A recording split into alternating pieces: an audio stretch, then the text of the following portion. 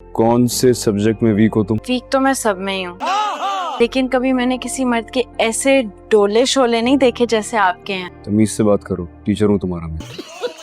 हम रोजाना हर सब्जेक्ट का एक चैप्टर खत्म करेंगे। क्या? फिर तो बहुत जल्दी खत्म हो जाएंगे सब्जेक्ट। समझ रहे हो? क्या मतलब है इस बात का? असल में मैं चाहती हूँ कि आप हमेशा के लिए मेरे टीचर हैं, ताकि ये मोहब्बत का सब्जेक्ट कभी भी ना खत्म हो। समझ रहे हो ना? नहीं। सुमन मस्त मलंग ड्रामे की नेक्स्ट एपिसोड में क्या होगा? ड्रामे की आने वाली एपिसोड में कुछ इंटरेस्टिंग सीन देखने को डेफिनेटली मिलेंगे और ये ड्रामा मेरे ख्याल से जो दानिश तैमूर के पिछले 3-4 ड्रामे आए हैं उनसे तो बहुत बेहतर है।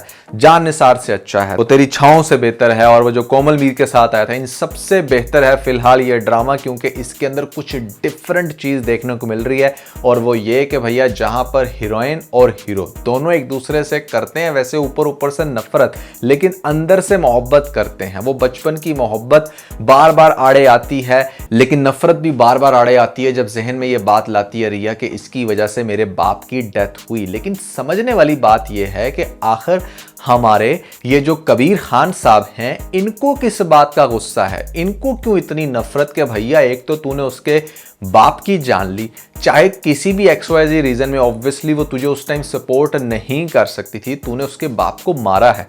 तो शायद मेरे ख्याल से अगर कबीर के साथ भी कोई ऐसी लॉजिक दिखाते कि हाँ भैया इसकी नफरत की रीजन क्या है, तो ड्रामा और ज्यादा इंटरेस्टिंग हो जाता। अगर मैं इसको समझने में थोड़ा सा कासिर हूं तो प्लीज भैया कमेंट्स के अंदर जरूर बताइएगा। लेकिन मेरे एंड से तो भैया ज्यादा यहां पर कसूर उस मोमेंट में कबीर का ही था। भले ठीक है बच्चा था, हीट ऑफ द मोमेंट में वो सब कुछ हो गया, बट हुआ तो है ना भैया, मिस्टेक तो हुई है ना।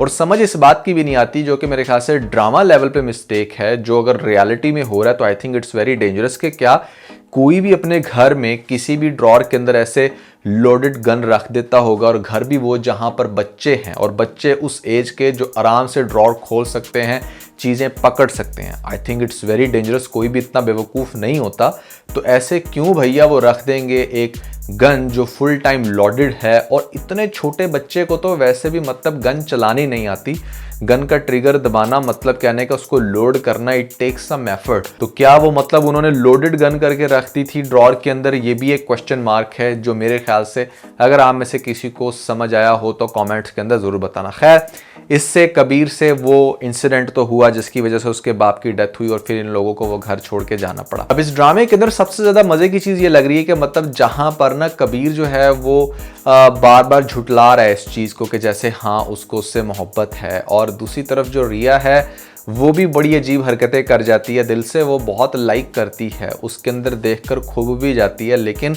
अपनी नफरत को कैसे टैकल करे ये उसे समझ। और नफरत भी वो मतलब उसको नहीं है, उसके घर वालों को है, उसकी बहन को, उसके भाई को, जिसकी वजह से मजबूरन उसको भी करनी पड़ती है। अब ये जो किडनैपिंग वाला सीन था जहां पर इसने जान बचाई और फिर जिस तरीके से कबीर ने उसकी इज्जत की खातर खुद को जेल में डलवाया, वो सीन बड़ा सुपर्ब था। और उसके बाद यहाँ पर हमारी रिया का भी कबीर को छुड़वाना अमेजिंग। लेटेस्ट तीनों एपिसोड्स में काफी डेवलपमेंट हुई है, जिसकी वजह से मुझे ये ड्रामा इतना इंटरेस्टिंग लगा कि सोचा भैया अब इसको तो लाजमी रिव्यू लिस्ट में रखना है। अच्छा, अब होगा क्या यहाँ पर, ये समझने वाली बात है। देखें, रिया जो है ना वो ऐसे में इम्तिहान में फिर से फेल हो गई है। वैसे आपने वो जो ट्यूशन वाला इतना लंबा सीन दिखाया उसमें इंटरेस्टिंग तो सीन ये हो सकता था मेरे ख्याल से कि आप दिखाते कि रिया किसी भी मजबूरी में जाकर मतलब पढ़ रही है कबीर के पास, और फिर भी मतलब चूंकि वो हर वक्त उसके ख्यालों में होती है और वो बावजूद इसके कि कबीर उस पर खपता रहा, वो फेल होगी, और अब फेल होने के बाद उसके जो घर वाले हैं वो उसकी शादी करवा रहे हैं। तो मेरे ख्याल से ये वाला सीन ज्यादा इंटरेस्टिंग लगना था। आपने दिखा दिया कि हाँ वो कश्यप को पढ़ाता रहा, और मतलब जिस तरह से कश्यप के सीन थे उसके साथ स्टार्टिंग है वो बड़े हिलेरियस थे, इसलिए मैंने इस वीडियो के स्टार्ट में लगाए हैं। अब होगा क्या क्या नेक्स्ट एपिसोड में आपको दिखाया जाएगा कि कबीर किसी रेस्टोरेंट में बैठा होगा और वहां पर एक लड़का होगा शायद फराज के नाम का, जो किसी लड़की के साथ बदतमीजी कर रहा होगा या उसे कुछ फोर्स करने लग रहा होगा। तो ये चीज़ डेफिनेटली कबीर से बर्दाश्त नहीं होगी कि मतलब किसी भी लड़की के साथ कोई भी बंदा गलत क्यों करे, क्योंकि ये यहाँ पर शिवा का रोल प्ले करने लग रहे हैं इस ड्रामे के अंदर, जिसका काम सोसाइटी की सारी बुराइयों को ख़त्म करना होता है।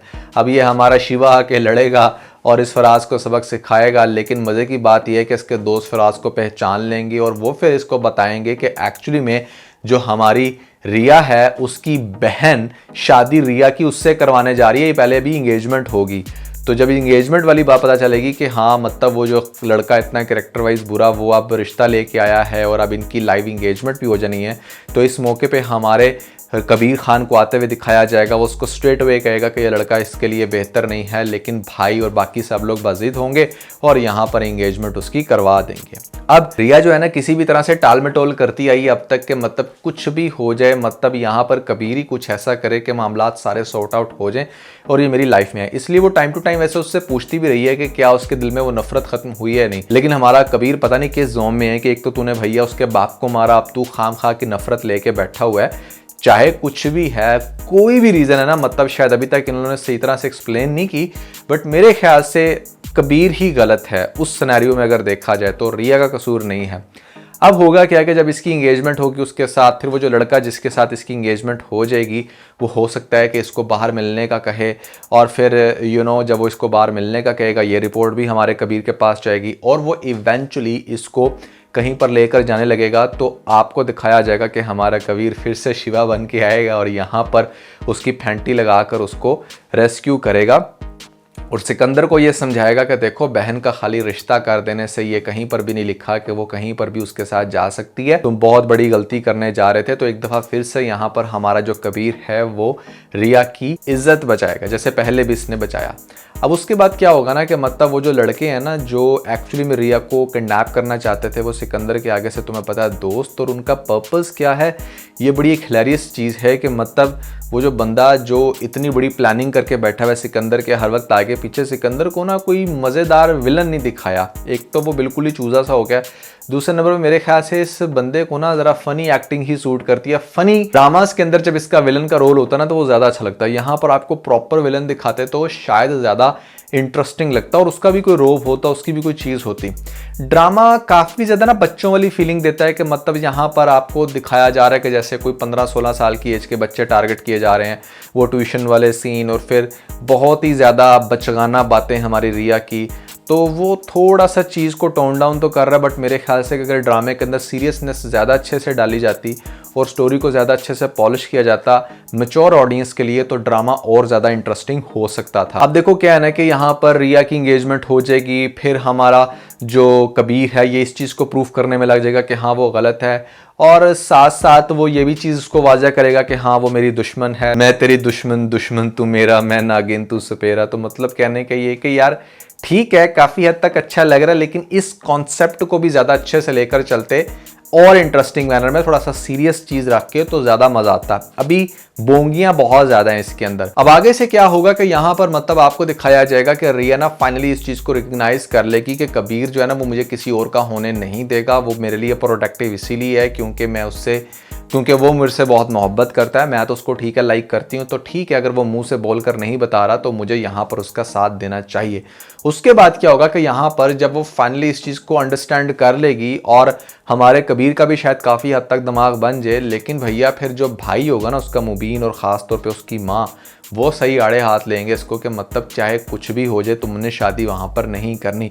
और दूसरी तरफ रिया की बहन की जो नफरत है वो भी बरकरार रहेगी। वो कैसे मतलब अपनी बहन का हाथ दे दे उस इंसान को जिसको वो हर वक्त जेल में पहुँचाने के ख्वाब देखती है। वैसे एक और बात भी समझने वाली है कि यहाँ पर इसकी बहन का चक्कर आज तक चल रहा है जो उस बंदे से, तो अगर इसने अभी भी शादी नहीं करनी तो फिर कब करनी है? ये किस मोमेंट का इंतजार कर रही है कि नहीं सिकंदर नहीं मानेगा। सिकंदर जो इनका चूजा सा भाई जिसकी समझ नहीं आती कि मतलब उसका रोब है भी है ड्रामे के अंदर या नहीं, और सिकंदर एक्चुअली में चाहता क्या है। उसकी बात सुनो, मैंने अपनी बहन को इंजीनियर बनवाना है। अरे भैया किताब का पहला लफ्ज उसको पढ़ना आता नहीं है, 10 दफ़ा वो फेल हो चुकी है, इंजीनियर उसने कटा बनना है। यहाँ पर अजीब व गरीब ख्वाब हैं इस भाई के भी। इस तरह के ख्वाब उन भाइयों को सोचना चाहिए जहाँ पर आपको लगे कि हाँ आपकी बहन बड़ी इंटेलिजेंट है और बड़ी पंक्चुअल है स्टडी को लेकर, तो वो लाइफ में कुछ करेगी। यहाँ पर तो भैया वो कबीर के चक्करों में पड़ी हुई है, उसको देखती है तो ऐसे मगन होती है कि जैसे पता नहीं उसकी पहली और आखिरी मशूक है ही वैसे रियलिटी भी यही है। तो ड्रामे के अंदर ना यहाँ पर बहुत कुछ अच्छा भी है, बहुत कुछ अजीब भी है। ड्रामा मैच्योर थीम ज़्यादा नहीं रख पा रहा मेरे हिसाब से। अगर ये रखता तो ड्रामा ज़्यादा अच्छा होता।